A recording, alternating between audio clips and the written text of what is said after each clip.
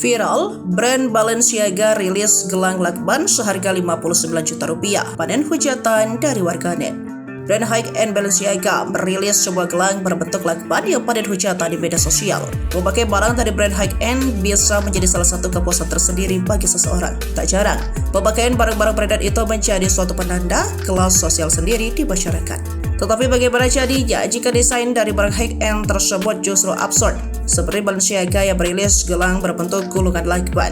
Gelang lakban Balenciaga itu dirilis saat Fashion Week pada 3 Maret 2024 untuk koleksi Fall and Winter 2024 hingga 2025. Seorang model yang memakai gaun berwarna biru berjalan di catwalk sambil memamerkan gelang lakban itu di tangannya. Dilansir dari Straits Times, Jumat 15 Maret 2024, harga gelang lakban itu mencapai 3.000 pound sterling atau kurang lebih Rp59 juta. Adapun potret gelang lakban Balenciaga ini salah satunya dibagikan oleh akun influencer TikTok yang kemudian viral di berbagai media sosial.